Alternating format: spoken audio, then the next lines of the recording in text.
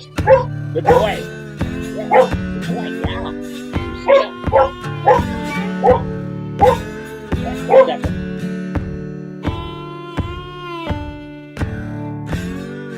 Hey, everybody. Welcome to that time. It's Mule Okay, and Donkey time. My name's Dave. I've been dubbed the Mule Guy by the Mule Guy by the one and only Steve Edwards, the Mule Man. Every week we get together to talk about mules and donkeys. Today is no exception. We are going to be, as I like to say, your tour guides into the theme park of mules and donkeys. It is our pleasure. It is our joy. And if I may be so frank, it is our duty to make sure that you have the answers you need when you're out there trying to train, get results, and enjoy what it is to be a mule and donkey friend. Heck, they feel part of the family sometimes too. Steve, it's been a couple weeks since we were live. I sent you a message towards the beginning of last week. I said, Steve, there is a bug going around and I am just not doing great. And you said, well, let's go ahead and let's put another great program to. So I whipped something up. We put that out there, and I'm happy to Yep. report that I am doing very well. The whole family is doing very well. But what I want to know is, how are you doing? Well, I just got in from California 10 minutes ago. Matter of fact, the motor home is Susan's starting to unpack it a little bit. But we've been over in Thousand Oaks, California, to spend some time with a lot of friends and celebrate the life of Dr. Robert Miller. Uh, just an icon when it comes down to the equine world. He has done more to help equine, and when I say equine, mules, donkeys, horses, and besides that, if you look at some of his books, he's got every kind of animal you can imagine. He has been a veterinarian for them over the years. Passed away at 97 years old. Okay.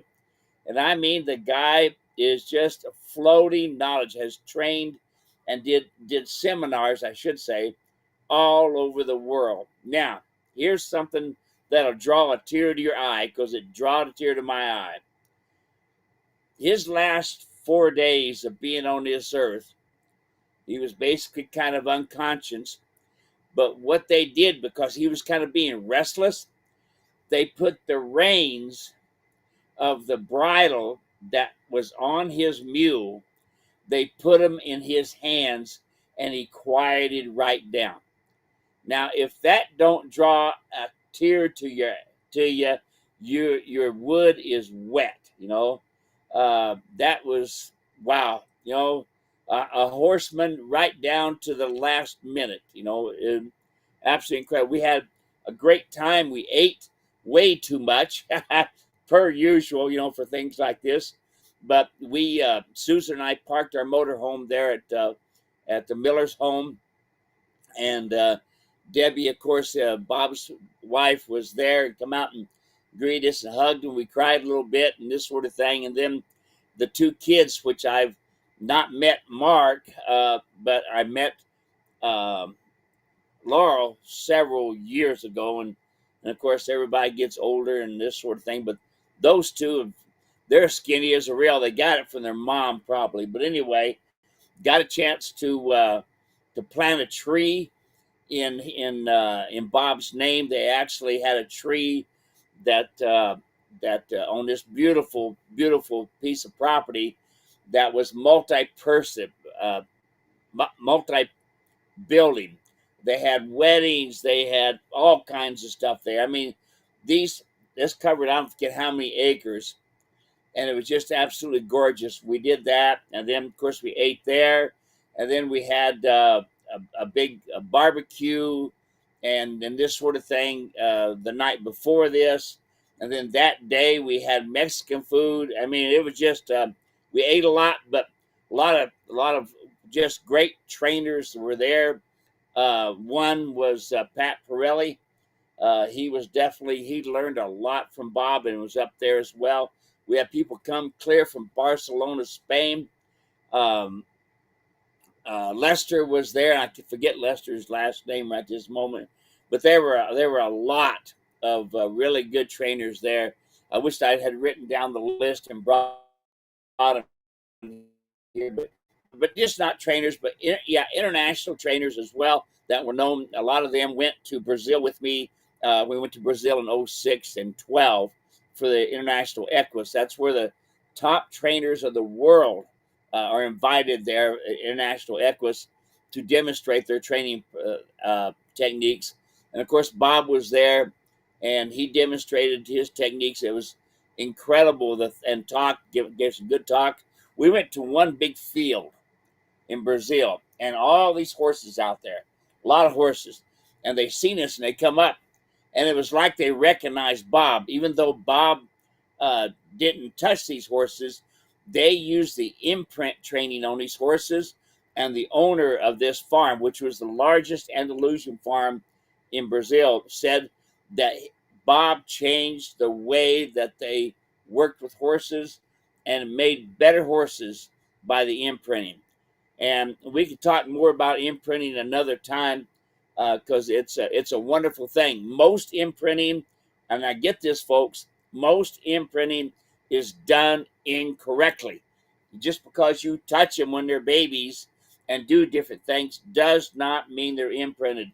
And that was one of the reasons that I had first met Dr. Miller. I had trained on some mules that were imprinted, and I was pretty frustrated with them because the only thing they want to do is get in your space and create havoc. But a lot of that had to do with the way they were imprinted was not correct. But that's something we can talk about another time. I think you got a little bit of video on him, don't you, Dave? Yeah, just before we got started, I think it was either last night or this morning, Merlin, who watches us frequently, sent in a video of Dr. Robert Miller, and it's up on YouTube. Let's see, the title is 10 Equine Behaviors Explained by Dr. Robert Miller. And so I just put that there in the comment section. I'd invite all of you guys to go ahead and click on that. We're not going to play it because we don't want YouTube to take down this video because we're showing other people's videos. They do that, even though we know Dr. Miller would be okay with it. But the video link is there. Y'all can watch it, and I hope you enjoy it. Steve, I'm glad you were able to get out there, and I'm glad so many other what's the word I'm looking for? Just not legends, but I guess legends. People who were right there with Dr. Robert Miller doing so many things for the equine community, locking arms with him, serving in their brilliance while he was serving in his. That's really, really cool. Anything else you want to say about that? I know that was a pretty incredible time. Oh, I could go. We could do a whole hour program, and it wouldn't even touch my conversations with Bob and things that I've done over the years. He way back when we met each other, he sent me all of his books and VHS tapes, by the way, and I sent him all of my books. I mean, all of my VHS tapes. I don't have any books. I suppose one of these days I could find me a ghostwriter and get one written, but that's another story. But anyway, it was absolutely incredible. The guy has a legacy that will go on, and you will still. Mark, his son, put together the website, and they still have his books and videotapes out there. And Bob was a mule man. Okay, he had a great mule that he had, like one of his mares. He imprinted it. He started it himself, and this sort of thing. But of course, most people have horses. So when Bob was contacted, most of them wanted to talk about horses. But if you read some of his books, you can see he worked with elephants, with lions and tigers and bears and chimpanzees and just all kinds of stuff. And he had there in Thousand Oaks area a lot of very well-known actors, actresses, people in the movie business, people in the news. Hugh Downs was one of them. Anyway, lots of them. But Bob was well-known and had a great, enormous veterinarian practice there. He was an avid skier, but most of all, this guy he was there to help the animals, and he wanted to see that done. And he also has a real great, some great books. He wrote. I mean, he draw comics, and you need to see those. He's got several books. I have one of his books here that was given to us uh, by by his kids. That is the cartoons that have never been printed, and he's done thousands of them. Anyway, let's go back. Let's go. Let's go help some people. I can go on and on and on about Bob. He sure can. All right, let's do it. Folks, every week we get together to talk mules and donkeys. The way you can participate is very easily. First and foremost, you can follow the example of our model citizens here in the mule and donkey community.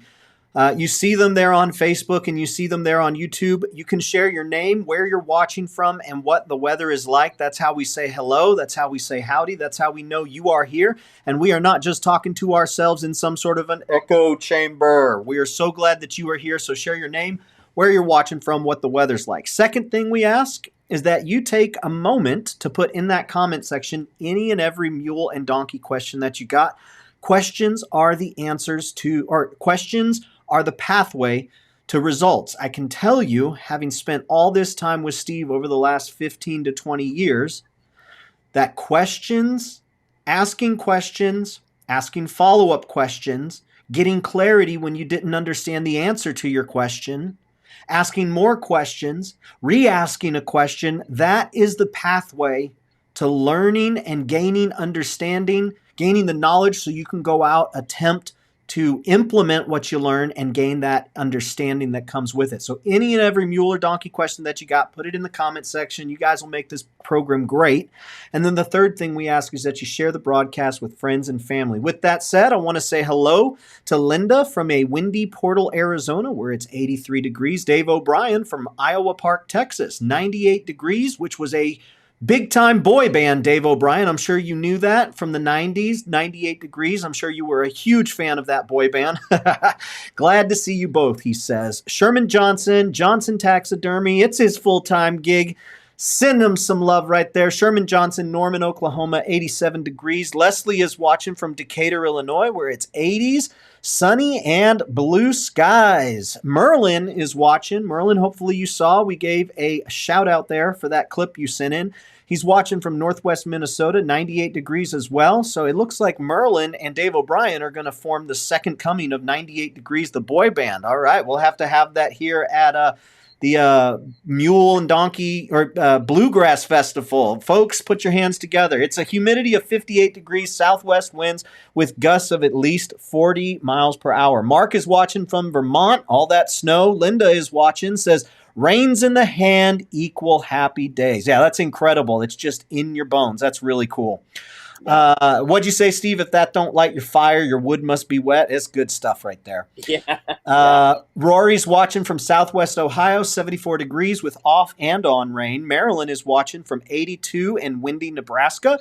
Merlin says there are several of Dr. Miller's videos on YouTube. Yep, that's pretty great that we can just find that. Steve, could you imagine if some of these old cowboys that you got to spend time with had that video camera and they would be on? I mean, I know you would just love to be able to have access to that sort of material. And I know that's why we do what we do here, so that it lives on forever, no matter where you are or what you're doing. Yeah. So it's pretty cool.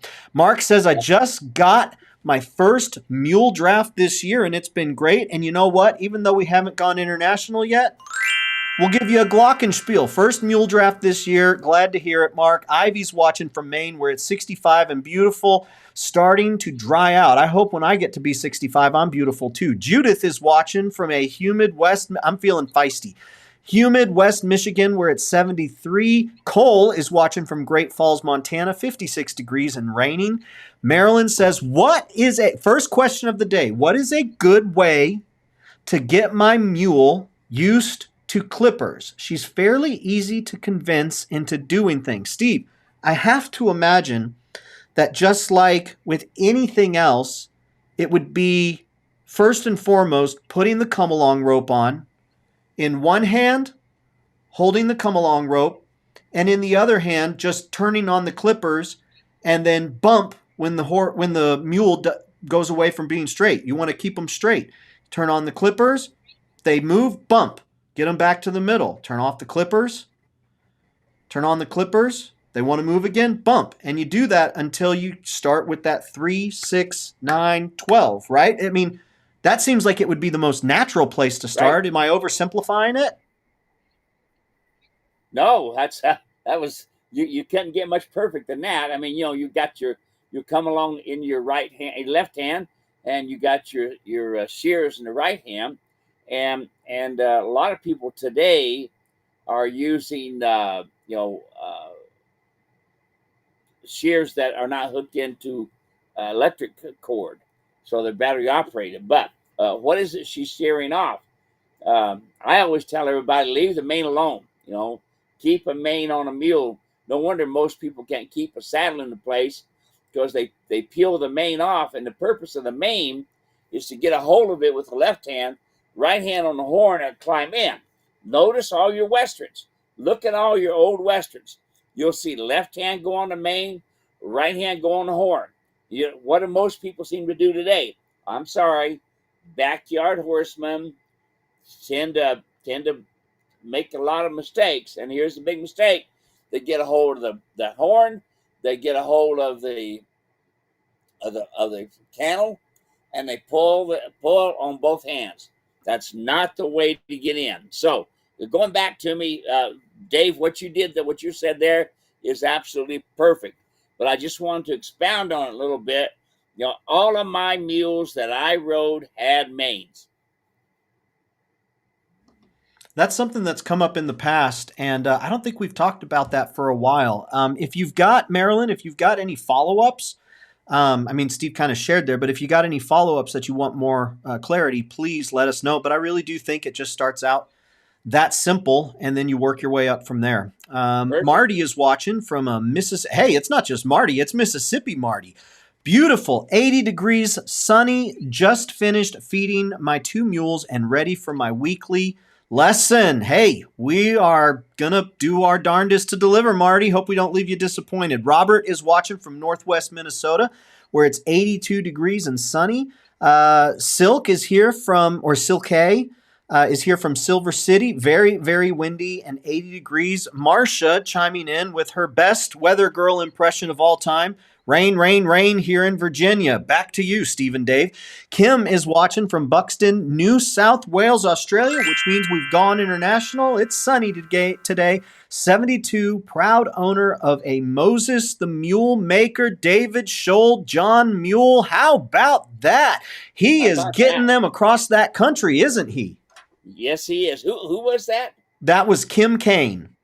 Kim Kane. Well, congratulations. I've got one of my clients, Jade Irwin, in South Australia. It's called Wollaston. Yeah, Willaston, South Australia. So there must be like a South Australia, evidently. We're so glad that you're here, Kim. And if she shows up too, we'll be glad she's here too. Let's give another glockenspiel. There we go. Samantha is watching from Riverside, California.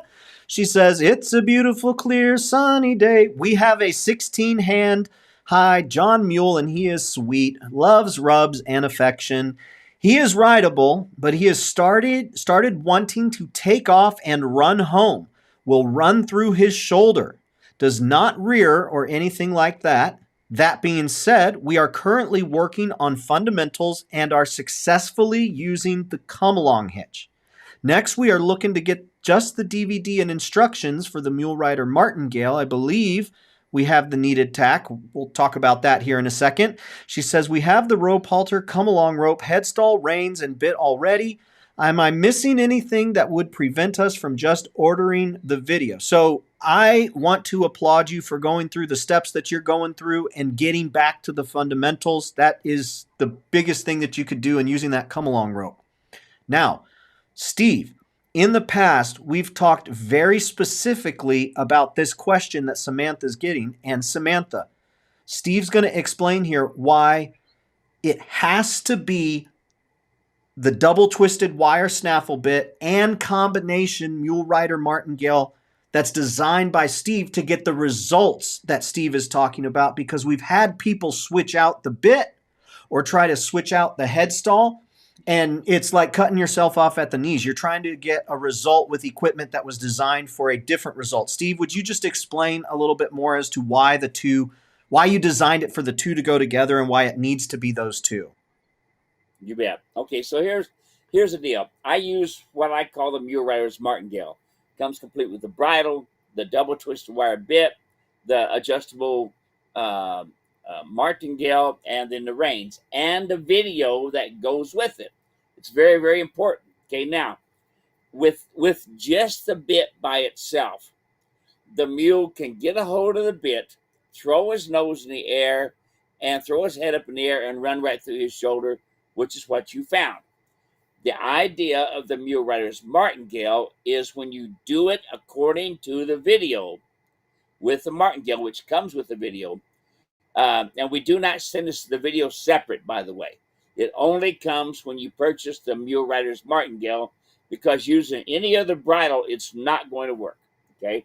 So if unfortunately you found out and you're still alive that and not too many busted bones, I hope, that you cannot control these animals when it comes down to just the bit by itself. So what this is going to show you is going to show you how to do groundwork, how to prepare the mule. Okay, so now you're doing groundwork in the very beginning. Yes, you need to do that with the come along rope. Okay, and yes, that's 4 to 6 hours a week, and yes, it's 3, 6, 9, 12. Yes. Okay, over a 6-month period, you build a foundation, 4 to 6 hours a week.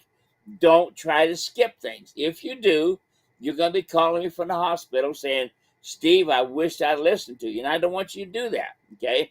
So, yes, what do you need to have is the Mule Riders Martingale, and you do not change it out. It stays the same. It's riveted together for a reason, so that all the balance and this sort of thing is there. The bridle is extremely important.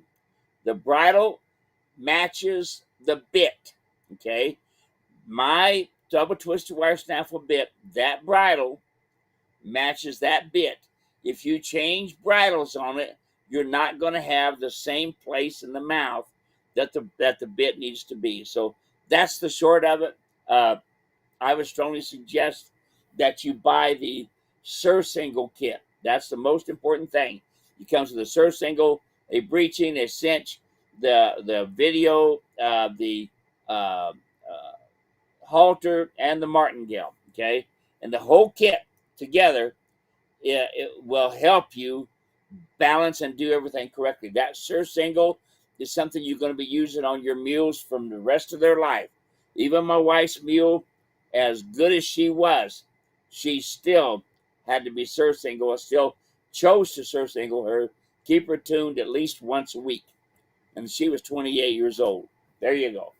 Awesome. Thanks so much for the question. Appreciate that, Samantha. And of course, if you have any clarifying or follow-up questions, we're happy to oblige. Hannah is watching from Dunedin, Florida, 86 blah, blah, blah, blah, blah.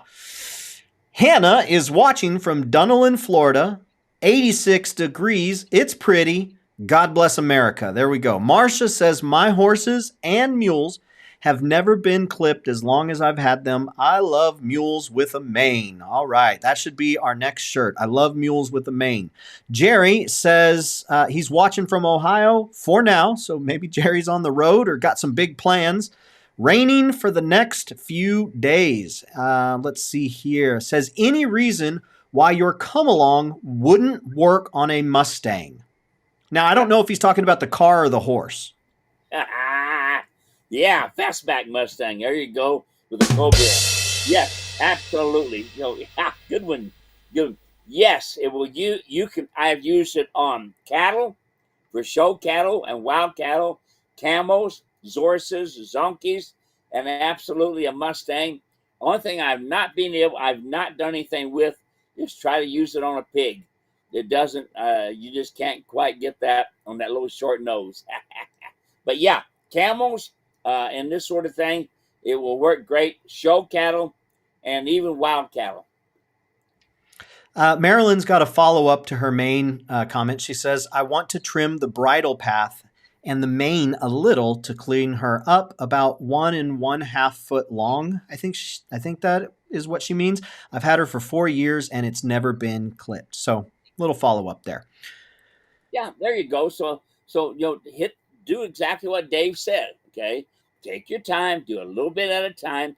Otherwise, you can end up creating ear shy problems. So how Dave told you there, do it, and you'll do just fine. But don't get in a hurry. All right. Let's see here. Logan is watching from Eastern Virginia, rainy and 75. Just began my equine journey with two 16-hand high mules. Love your videos. They've helped me more than I can say in words. And Logan, Steve has to get a new hat right now. So we're going to excuse Steve to go get a new hat. Thanks so much for that, Logan. No, that's really, really sweet. In all sincerity, that's real sweet, Logan. And we've worked real hard to get those videos up on the internet. It's been a huge priority of Steve's to get as much knowledge out of that brain of his and out of those bones of his into the internet so that folks can have it for years to come. That's really, really kind. And I know I speak for Steve in saying thank you for taking the time to mention that. That's pretty cool, huh, Steve? Yep, I love it. That's exactly why I'm doing this, Dave, because my old cowboy buddies, are pretty much all gone. The great thing about having Dr. Miller and his books and his videos, here's what I try to tell you. I mean, Dave and I have talked about this a lot. If it doesn't work for you, don't do it, all right? But if it works for you, do it. Yes, is there going to be some differences between training horses and training mules? Or can you glean some things, especially this deal here where he says, there's 10 things that he has found, and him and I almost hitting it right on the money for the almost same 10 things, and that works, And so I would strongly suggest that you look at that video and purchase the books. You cannot believe the amount of information you're going to get. It's pretty awesome. Matter of fact, some of that same 10 things that he's talking about, we got a program coming up here that Dave wants to do called Why Does My Mule Do That? And these same 10 things, almost verbatim, we're going to be talking about during that webinar. Yep, trying to get as much as we can from Steve Edwards so the people in the future can enjoy it just like we do. So, all right, let's see here. What is the size of the bit on the Martingale that Steve uses? Steve, we've gone back and forth on this, on the size. Folks get very concerned about the size, as I think that makes sense. Sure. We've sold in the past a 5 and a 5.5 inch bit on that. No, that was the Trail Rider bit. Is that what's the size of the Mule Rider's Martingale? Okay, the size of the Mule Rider's bit does not matter. Okay, don't even think about it, because this is training. It's a 6-inch wide bit, and I have used it on hundreds of mules all over the world, all the way from my 13-2 pony mule up, and other people as well. The idea is, especially on mules, okay, especially on mules, they don't care about their mouth. And you put a tight bit in the sides of the corners of their mouth, they are going to be very unhappy, all right? I like to see at least a 1/4 inch on each side, but 6 inches is what I have used for close to 40 years. And it works perfect, does everything I need to do. If you got any questions, call me and let me help you out. But don't try to put smaller bits in their mouth. This is foundation training. Awesome. Let's see here. Linda says, I'm going to have to use a Bozalis on my mule. She loathes the bit. Is that a pretty common trade out there to make, Steve? No, it's a pretty poor trade-off. They may dislike the bit, but you're rushing through. Don't do that, Linda. Okay, don't do that. They may dislike it, but it's better than you ended up in the hospital. I can't tell you how many people have thought, well, they just don't like it. Just because they don't like it, don't mean you got to quit.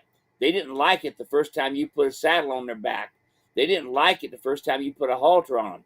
They didn't like it. Just because they don't like it, don't mean you don't use it. Okay, if the bitting is extremely important. Bitting. If you're trying to ride when the mule is not happy, then you are going too fast. The main thing you have to remember when you are training, allow the mule to get quiet. Allow the mule to pick up the bit and put it down. Allow the mule to get the tongue over the bit. You see what I'm saying? Allow the tongue to go all over the place. Allow them to gap it. That's okay. All they're doing is saying, how can I be comfortable in the bit? Okay. Now you start out with a mule rider's martingale with a double twisted wire snaffle bit, and you work your way up to the finished bit. Remember, a snaffle bit is made to build a foundation. If you are trying to use a finished bit, my finished bit, on your mule, and he doesn't have a good foundation, you are again making some big mistakes because you jumped over the main thing that they have to have, and that is a foundation with the snaffle bit. The snaffle bit communicates from the corners of the mouth, communicates to the bars of the mouth, and you want that bit to go over the bars like a violin going across the bow to make music. And if you make it too tight, you don't get a chance for them to go slow to make their turns. They need to go slow. When it comes to being their mouth, they care less about their mouth than they do the nose. If you use a Bozalis and you make them uncomfortable with their nose, you think you can't stop one with a bit, you won't be able to stop one with the Bozalis. I have seen very few people in all of my years have the ability to use a Bozalis correctly. Now, let's go back to this.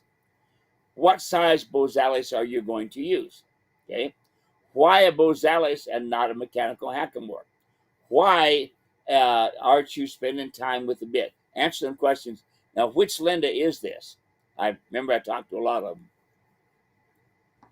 Let's see here. Does not say, but I'm sure she'll tell us. Just Linda got Gordon. Linda as the screen name. So Yeah.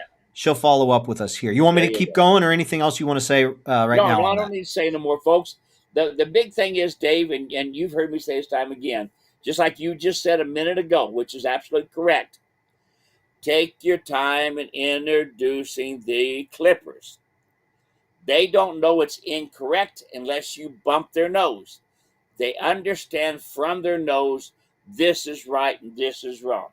When you use a Bozalis, you had better be good with that, because you can make their nose irritated and you will not be happy because you can't stop them, and you'll end up with a helicopter ride. And I don't want to hear that, okay?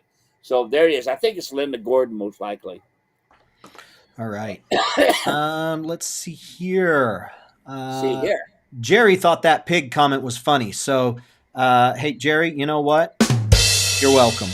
Ivy says, I bought a used mule rider set and the bridle is small for my draft mule Millie. Do you make a bigger one or can you suggest a solution? Maybe send a picture of what she's got to make sure that it's what absolutely she thinks it is. Most likely she has it incorrect, because that bit has been everything but for my 17 high Percheron mule's arm. The bridle, though. Yeah, the bridle itself. The bridle okay. bit and all. So send me a picture of it on the animal and let me take a look-see. Great. Carla is watching, says, hi, guys. It's been a while and warm northern British Columbia. Hey, sunny and warm, she says. Good to have you here, Carla. It has been a while. We're glad that you're spending a little bit of time with us. Don't be a stranger. David Pengelly says, another nice day in Manchester, Georgia. Great to see both of you again. I will take it. Thank you, Mr. Pengelly. Luis is watching, says, finally got on from Princeville, Illinois with the rain rolling through. Good to have you here, Luis. We applaud you. Edna is watching from Spring Hill, Florida. 80 degrees and mostly sunny. Linda in Portal, Arizona. So there we go. That Linda. Oh, that Linda. Okay, yeah. Yep. She's been having some difficulties with saddling things. She'd like to have somebody go down there to help her, but I don't have any apprentices here. I guess You'll have to go down there, Dave. I'll have to talk to my wife. I've got those 3 boys, and I feel like when I leave her, I am leaving her with the weight of the world on her shoulders. They are 8, 11, and 13 Woo! now. I cannot believe it. It's crazy. 13. Yeah. Crazy. Yeah. And you know what? With the way this world is day and age, I have not, you tried the come along rope on the camel, the horse, the horse, the mule, the donkey. I am hesitant to try it on a teenager. On a teenager. Well, the best thing you can do is to borrow my 55-gallon barrel. Okay. You put them in the barrel, you snap the lid down, and you just take the little we call it a bung, and it's where you put stuff in and out, and just open it up. And if it gives you any problems, just close it back down. And that's the only way you're going to take care of that teenage boy. I guarantee you're going to have your hands full for the next 10 years. No joke. Well, I'm going to try prayer first, and if that doesn't work, then I'm going to be coming for one of your 55-gallon barrels. Yeah, that's going to help you. Spare the rod, spoil the child, my friend. I'll tell you what. You want to know one of the things I really feel? So for folks, if you don't have a spiritual past, or maybe it's a kind of a tattered spiritual past or whatever, when we say things like I felt like God was communicating to me, like I believe that the Spirit of the living God lives inside of me, and I believe that shows up in all sorts of ways, like my conscience. I believe that shows up in my convictions. I believe that shows up by reading God's word and then recalling it. So I feel like God was speaking to me, Steve, when I got this, because I don't think I could have come up with it on my own.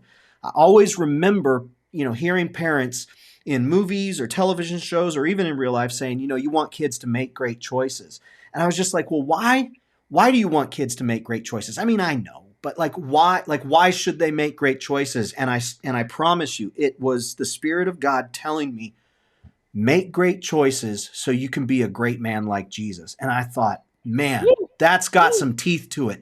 So for the past, 6, 7 months, when my boys walk out, I say, hey boys, make great choices. Why is it important to make great choices? They say, so we can be a great man like Jesus. And I say, hey boys, did you make great choices today? Yeah. Why'd you make great choices? So that I could be a great man like Jesus. And I'll tell you what, man, I got to pray for them, but I feel like just these little drips here and there, man, I want them to grow up to just be in love with the person of Jesus, because he just changes everything. Well, and the other thing too is, we as mule and donkey owners, we set the mule and donkey up to make the choice. Okay. We don't make them do it. We give them a direction and say, comfortable, uncomfortable, your choice. Ask, tell, demand, your choice. Okay. And there you go. Comfortable, uncomfortable, but we set them up to make the right choice. Same thing with the bit.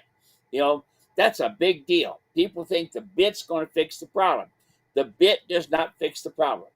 Okay.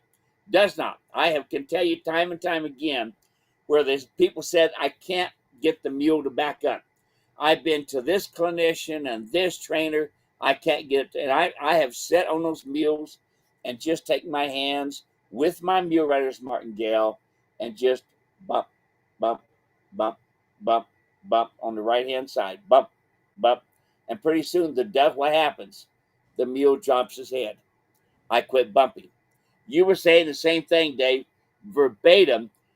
Bump, bump, bump with that come along rope. When they make the wrong decision and they pull away, you set them up to make the right decision. Okay. And that's just the same thing with them boys. That's wonderful. Good for you. Keep that up. Yeah. Gonna do my best. Gonna do my best. Let's see here. Van is watching, says, it was so nice to meet you at Mule Day this year. I'm the guy that bought the suspenders you were wearing. Steve, were you hawking your wardrobe at Mule Day up in Tennessee? I had my suspenders there, and I was wearing them because, Tennessee, we wore a lot of suspenders. Matter of fact, I even wore suspenders this weekend at the Mule Days, at Bob's going home party there, celebration. But yeah, and matter of fact, I've got a guy, it may even be him, that we owe him a pair of suspenders, but they're going to be on their way. I was just talking with them, and they got them made up, and they're gonna get them sent. Hot dog. Let's see. Ivy says, okay, will do. Thank you. Glad we could help you, Ivy. Hey, Jim is here. Western Maryland, 62 degrees. Rain, rain, rain. Late, but I am here. Better late than never. Marcia says, Dave, has your wife used it on you? The answer would be no. And Marcia, don't be giving her any ideas. Come on now, Marcia. She watches these replays here. Good grief. Sandra, baby, I love you. Whatever you need, whatever you want, I'm your guy. All right. Kathy is watching, says, finally made it back here today for the first time in a long while. Great to see y'all again. We appreciate that, Kathy. It is good to have you here. You and Carla both coming back. Marty says, amen. Merlin says, prayer always works. Sometimes God's plan is just not the same of ours. Ain't that truth? Amen. Mary says, have you ever, and pivoting now, have you ever used fly leggings on a mule? The flies are terrible. I have not seen it work very well. The flies bother us, and of course the flies bother them too. They stomp and this sort of thing. We have over the years, I've used WD-40 and just rubbed it in the chest and legs and on the tail, but we've since found other products that work very well. And Dave, he'll put a link in there to it. Matter of fact, the lady who put all this together, I can't think of her name right now. I met her at a equine at a expo, and I started using her products, and they're absolutely great. But as far as the leggings go, the biggest problem that I have found with them is them rubbing the animals, and that's kind of a pester. The only thing I do for fly control is I use a fly mask, not with the ears. I don't like to have the fly mask that has the ear covers. I like to use the hair and I don't clean the hair out of the ears, but I let the natural way of having the hair in the ears keep the flies out. But I do put a fly mask on them because the flies tend to attack the tear ducts on the mules and donkeys. So that's all I use. Other than that, I just let them, little by little get rid of them. I suggest you that there's a lot of different ideas. Some people have written in it at times and told me, okay, they put this, that in the water and this sort of thing. But other than that, I would just use good cleaning the stalls so that you don't have the eggs, and then find a good place to put the manure so it'll compost. Awesome. Thanks for the question there. Appreciate that. Let's see. Mary, Logan had the exact same question, so it looks like Logan and Mary, two birds, one stone. Next question comes from Marcia, says, my mule paws when she is tied and you walk away from her. She also paws when she is in the trailer. I would like to use hobbles while she is tied up. What is the best hobble to use? Do you think if I stop her from pawing while standing, that will carry over to the trailer? So my understanding, Steve, is number one, it's just in them. Like there's nothing you can do to keep them from pawing. Now you can redirect their pawing. You can redirect things like pooping and peeing and pawing, but it's inside of them, their brain, their sound, but it's who they are. So what would you recommend if the behavior is to the point where she wants to figure something out? Well, you're not going to change behavior, just like Dave said, okay? And the mule guy hit it right on the money. It's their nature. I don't want to be here, all right? So since they don't want to be there, guess what? They are now going to stay there for a while, all right? And you put down a rubber mat and let them paw on a rubber mat. They're simply pawing because they're saying, I want to get the snow off of the grass so I can eat the grass. I want to break the ice so that I can get a drink of water. I want to paw because I want you to know I don't want to be here. And if you just have dirt there, they'll dig a hole. So on all of my places that I do the hitching rails, okay, and yes, I do use that. I don't like to tie them up, okay, but I do it as part of my training. But I first train with the mule riders Martingale to get them to stand still and quiet. And then when they paw, I bump them, all right? Now, Can you use a a a small leather to go over each leg just above the knee with a piece of baling twine hanging down?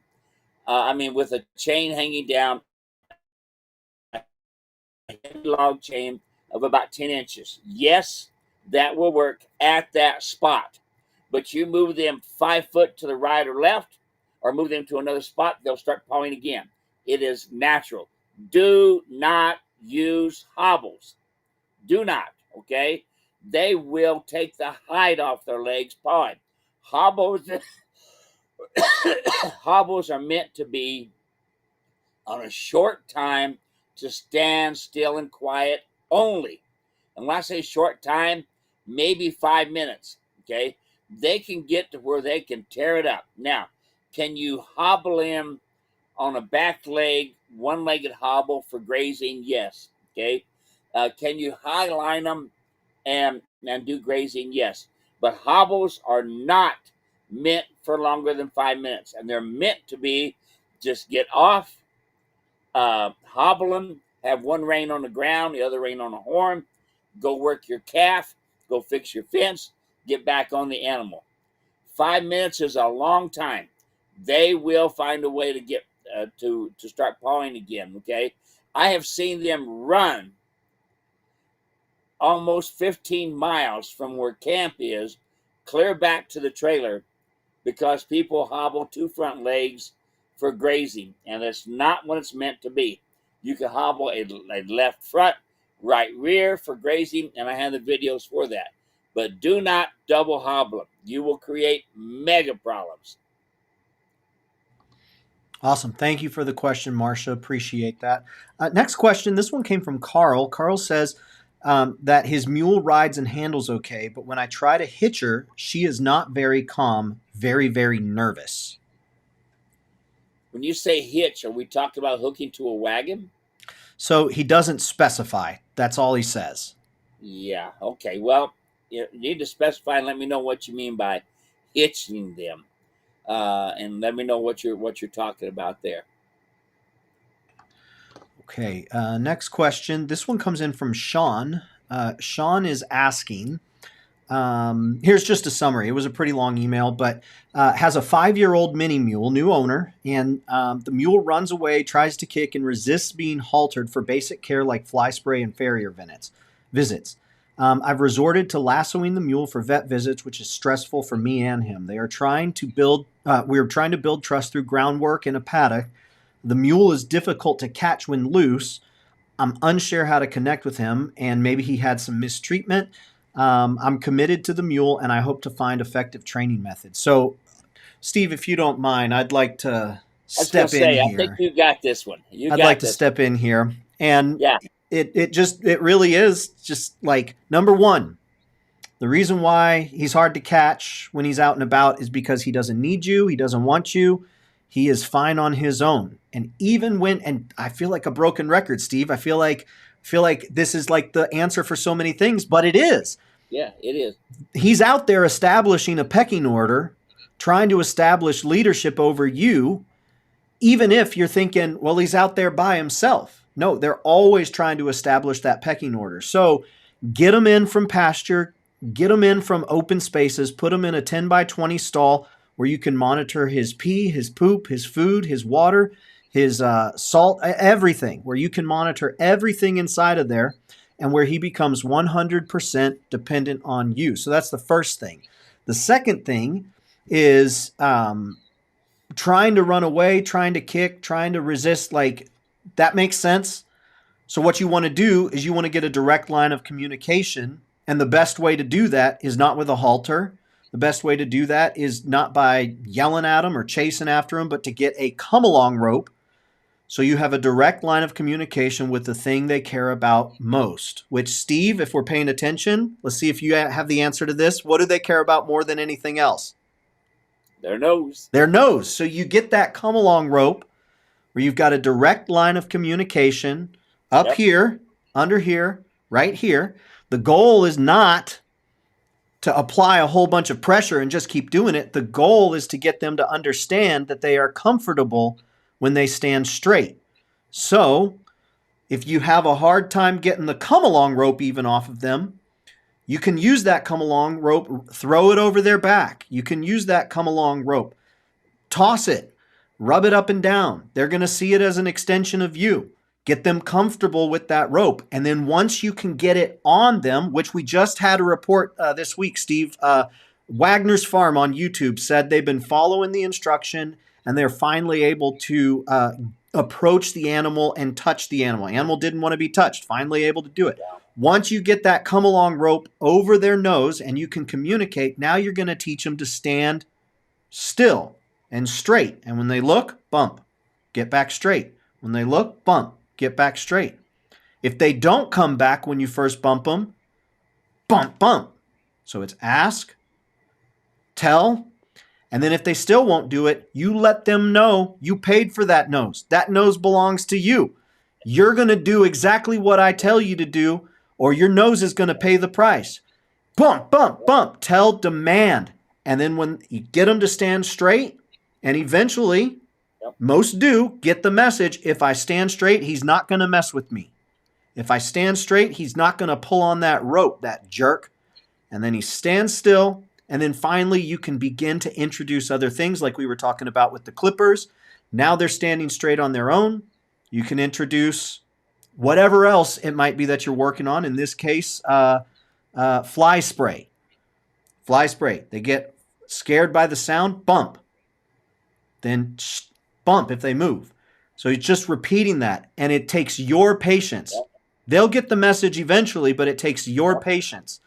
And then let's see here. Despite the challenges, committed to effective training methods. That's great. And then connecting with them. Steve, I know that really means a lot to us, trying to connect and form a bond. I mean, does that really mean a whole lot to them? Or are they going to find that bond when they see you as the herd leader? Yeah, absolutely. No, you're exactly right. They need to understand that you're the herd leader, and they will bond with you, and they will see that you're feeding them. They will see that you're maintaining them, and they will see that when they're being correct, that you're gonna let them know it, you know. But no, you explained it all just right, perfect. Awesome. Well, it's a good thing I'm not wearing a hat today. Yeah, you better get that. I gave you a hat the other day. You did, and I actually meant to bring it in. I have it in my car. I left it in my car. We went to lunch last week, and I left it in my car. I forgot to bring it in, and now, right now, I'm remembering it. Hey, let's talk about something we didn't get to last week. Okay. Steve, you've been talking back and forth with, this might be another Lori, not Lori in Portal, Arizona. I think this might be a different one, maybe the same. And she said she's been, well, I'll just read the letter. I've been watching your channel, learning about mules for almost a year. It's very helpful. I don't have one yet, but we are going to the Chrome in the Canyon sale soon.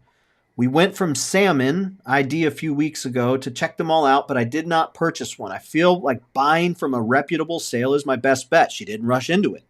You talk about foundation, and I understand that. But when I see all of these so-called trained mules, wouldn't they also have some that they can say are trained? I agree with you. Who cares if they can stand on your mule and do flips at auction? That's a picture. We have 3 horses. Mine passed away 15 months ago, and I'm set on getting a mule. I'm leery of buying one online as I see people lie terribly. We have 3 geldings with the Molly messed up our herd. We have 3 geldings. Will a Molly mess up our herd or do only some cycle? I was set on a John, but now I'm thinking maybe I should be open to both. I was also on an older mule, but I just watched another one of your videos, and maybe that's not the right choice either. We will be testing them to make sure they do have a good foundation. I'm 58, not totally green, but not aggressive rider either. I will take about 2 months on the ground with my new mule before I ride. Other than that, at the sale, I'm very cautious rider, but I also want to be more confident. So, Steve, she's trying to do everything the right way. This is fantastic. Is that her right there? No, this is David Pingale just sent me this about 2025 Chrome in the Canyon Premier Mule sale. High selling mule was $90,000. What are we doing here? Why don't we get out there and start selling mules, Steve? Yeah, reserve height seller was 52,000. Top 5 averaged 51,700. The average was Wow. 41,550. Wow. 20 averages were 32,875. Overall sale average was $24,393. So there you are. That's Chrome in the Canyon, and that would give you an idea of some of the prices that mules are going for over there. So, uh, yeah, this lady and I have talked together. That just contacted me, and she saw a lot of things. The good thing about folks, if you watch the things that I tell you on there, and you go to purchase a mule, you want to be careful about the dog and pony shows. Just because they put a high price on them doesn't mean they're going to work for you. As I've told you before, I have demonstrated my mule, and I've said, come on down here and ride my mule. Everybody just saw me do everything I need to be, and they climbed on my mule, and 15 minutes later, it looked like it wasn't even trained. Now, just before this, everybody saw them do everything, okay? Putting a price on a mule, putting an age on a mule, putting a putting a disposition on a mule, putting this mule can do everything on a mule, does not mean that you are able to communicate to that mule. All right? I've seen it time and time and time and time and time again. Prices do not set you up for buying the right mule. Okay? Uh, I have seen it where in Redding, California, a guy spent some big money on a mule. The liquor was doing the talking. He went out, climbed on the mule in the parking lot. He hit the ground. The mule got loaded in a trailer. And the best to my abilities, what I know, the mule had spent almost 7 years in a pasture with him saying, yep, that's my mule. All right. So let's go back to this. Do your best to learn how to communicate with mule. I've got some clients just recently, Dave, that went and bought some donkeys at a well-known donkey place. They spent some good money on good donkeys. They flew down, they drove down, and they rode these mules, these donkeys. Unfortunately, all they did was ride these donkeys. They did not go over foundation training, folks. Listen, picking up their feet is more important than riding. Catching them is more important than riding. Being able to do the dental work and doctoring work is more important than riding. You being able to be on the end of the lead rope and have them do what you want them to do is more important than riding. Okay? That's all important because they can crawl between their legs, stand on top of them, and this sort of thing. Only tells me that the mule's got a pretty decent disposition. But I can tell you that at Bishop years ago, Bishop, California, the World Championships, they used to sell mules there, and they had a big auction, but they had a 75% turn back. The people got them home, and they were not what they was quoted to be.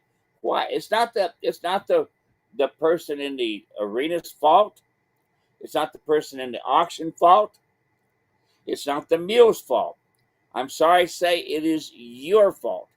And that's why I'm going to be doing this up and coming. Why does my mule do that? Seminar, webinar that Dave wanted me to put together. We're putting things together now. But folks, when you go to these sales, you're going to see all kinds of things. But I want you to look for the details, look for the small things. Okay? Riding is not important. Get that in your mind. Riding is not important. And I'm going to be a little bit cruel here and get you to understand, because I've done clinics all over the world. I've been training people for close to 50 years. All right. And it has not changed. The majority of folks that are in the saddle have very limited knowledge how to really communicate with the mule. Okay. 80% of our equine accidents is getting on and getting off the mule. 80%. Okay. Learn, teach your mule how to be straight. Teach your mule how to focus on you and get their feet to be quiet. Get their feet to be quiet, get straightness, and you will have the ability to be able to go on with your training. It's inevitable. I talk to people every single day. Just had a conversation just before this. The person couldn't get the mule to stand still. The person was holding it too close. I said, "Did you watch the video?" And he said, "I had the DVD, but the DVD somehow or another got damaged and I can't watch it." Folks, that's what I like about Dave. Well, you know what he did? He set it up so that you could watch it digitally as well as a hard copy. Now, those DVDs are the thing of the past now. It's getting to be where you can hardly get them. We have them available, yes, but you are better off doing what Dave is suggesting here, using a digital video that you can put it in your cell phone, and you can pick up that cell phone and you can watch me say, "Now this is the next step. Do it like this." All right. So Dave's going to get a phone call from this guy pretty quick, or an email or something saying, "Send me the digital ground." We fixed him up. We fixed him up. You got him already fixed? Good deal. See, look how fast. You see, some folks say I'm half fast. Most folks say Dave is fast. Hey, Steve, it's 4:00. Do you have a few extra minutes? Yes, I got a couple. We're doing helicopter training tonight at the fire department, so I got a little bit of time. Okay, here. Luis says, "I used to want a horse, but started learning about mules and changed my mindset. I'm in my early 70s, retired. I want a mule, but my husband says I'm married to a jackass. Am I delusional?" We're giving relationship advice now, Steve. Never too old. Luis, get that mule and let your husband play second fiddle to another jackass. Leslie, hi, Knob, Southern Illinois. You can camp there and try out a mule as long as you want during their rides. That's fun to know. Luis says, "FYI, I love my husband." Last question. This one comes in from Dawn. "I just purchased a mule with a great disposition and conformation." Good for you. He is just short, coupled with he has not had his growth spurt yet. He has been ridden, and there are hair wear marks in front of his hips from too big of a saddle. Do you have suggestions on a smaller saddle for the next year while he still grows? I'm even considering using a bareback pad to keep from hurting him. So here's what I was thinking of responding. First, Steve, I don't think it really has to do with how big they are for when you can safely ride them. It has to do when their knees close up. It's the cartilage in their knees.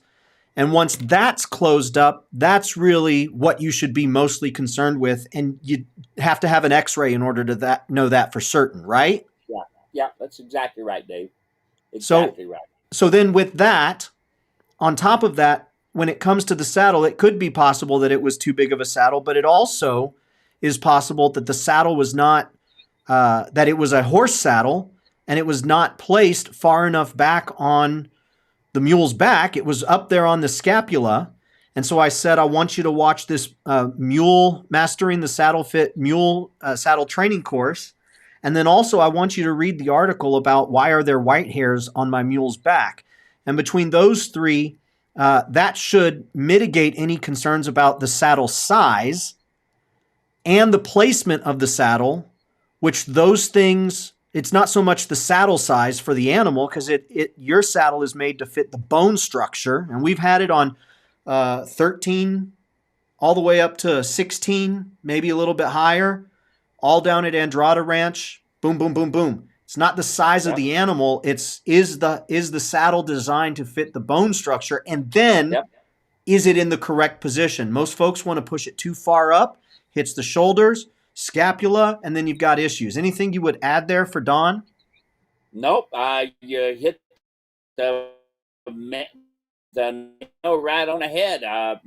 Exactly. The great thing about that video series, Mastering the Saddle Fit, is that is going to get you in the right area to thinking about how to adjust things, how to put things on, and how important it is. Okay, those marks. If you look at 90% or better of the horses today and mules, is simply because of this. Biggest reason is this: people are not using the rear cinch correctly. That's really, really important.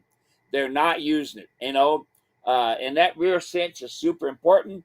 If you don't have your rear cinch done correctly, then you are going to have problems, period. Okay? You're going to have problems. And so you want to be able to consider this, is that when you are putting a horse saddle on, it is designed completely different than a mule, than my saddle, okay? Which is, yes, made for the mules, but it is not a mule saddle. It is my saddle. So there you are. Hopefully that'll help you out. Awesome. Donna, thanks for watching from Nevada. And then one final question from Van says regarding, let's see here. I put a dog collar on a front leg to tie them out for grazing. Are you safer? Are you saying it's safer to put on the rear leg? Yeah, you want it on the back leg for the hobble, because what happens is when you have it on the front leg, the back leg can get the rope wrapped around it and gets rope burns, or you can even get the rope burns other ways. But always when you hobble for grazing, for a leg hobble, always hobble a back leg, either right or left. Now, if you want them hobbled so that they can move around, you hobble a left front, right rear. That way they scoot. So you have a hobble on the front, hobble on the rear, and a rope in the middle, and that way they can scoot. So there you are. All right. Oh, hey, where did Steve go? Let's make sure he's here. Steve's here. We can hear him. Hi, Can we see him? There he is. Hey, Steve, we're all done for today. Pretty cool photo came in while we were broadcasting. This one came from Ivy. Thought it was neat. Put it up there to share. It's fun getting these photos, isn't it? A big stout mule there. I mean, that mule there can drag a lot of calves to fire and pull a great wagon. Wow. That's a strong boy right there. With that, that's it for this week, everyone. Thank you so much for hanging out with us. We really do appreciate it. If you got any questions, you can find so much information at muleranch.com. You can send me a message, support@muleranch.com. You can also reach out to Steve at muleranch.com, and he may just tell you to give him a call too. Either which way, we want to help you. Thanks for spending Tuesday afternoon, and we will talk to you soon. See you, Steve. See you later, buddy. Have a good one.